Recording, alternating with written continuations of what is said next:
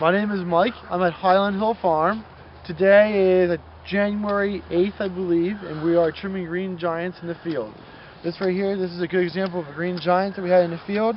We planted this tree 2 years ago. It was about 8 inches tall when we planted it in a 1-quart container.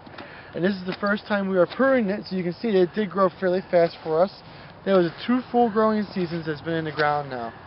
So we should have trimmed it last year, but sometimes on nurseries we get so busy with work that we just don't get everything done, and that's why we're out here and it's maybe 10 degrees and we're trimming trees. But this is a green giant, and this is a good one to go over because it has everything that I really want to discuss about on what I think is important for the Arborvitae. And I like our Arborvitae to have one central leader to it. That's the #1 thing that I want. I don't even care if it's sparse or anything like that, just one leader.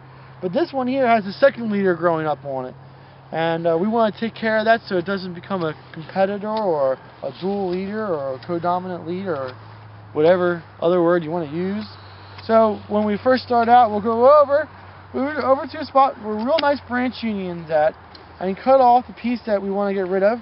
That way we have one leader, very defined. There's no any ifs or ors about it. So we got our one leader. Now, since it's a little bit thin, and not many people really like to have a real thin tree, we're going to go through and we're going to prune this guy down. And I could either cut it here for a light prune, or here for a little bit heavier of a prune.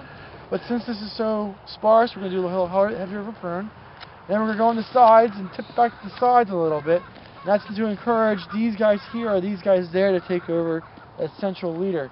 The closer that the central leader is, the new leader coming in, to the old leader, the stronger it will be. So we're kind of hoping that this one here will take it, but if not, we have a couple extra spares to take over it. Since we trimmed those two, we're going to do the rest of the tree so it keeps its shape. And not all Arborvitaes are the same, and each grower that you go to has a different ratio of height to width that the trees are. And for these guys here, these are spacing, very nice spacings. You can see the row spacing in between each tree is grand. So these guys here will probably become a little bit larger of a tree, maybe like around 8, 9, 10 foot tall, and that'll be there in maybe like 2 to 3 more years they'll be there. And so we go through, we just trim off a little bit of the sides, we make sure that all the tips are trimmed everywhere to encourage this interior growth to come out. And next year when we come out, what I would like to see is this interior growth grow out, fill in, so you won't be able to see the trunk of the tree. Oh, you will be able to, but it won't be so obvious. I also like to see a new leader sprout up on one of these. We may have to come through, and if 2 or 3 of them develop, we may have to go through and trim them. But Arborvitae, green giant especially, doesn't really do that. They usually have just one, and that's all that it does. So that's kind of how I like the tree. Again, one central leader, shaped, a little bit denser. If you didn't want to make it dense, that's fine, but as long as it has one leader, you're pretty much good to go.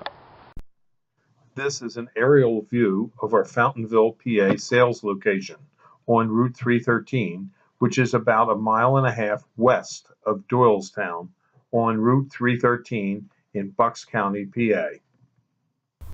We're open 7 days a week from 7 a.m. till dark, so call us at 215-651-8329.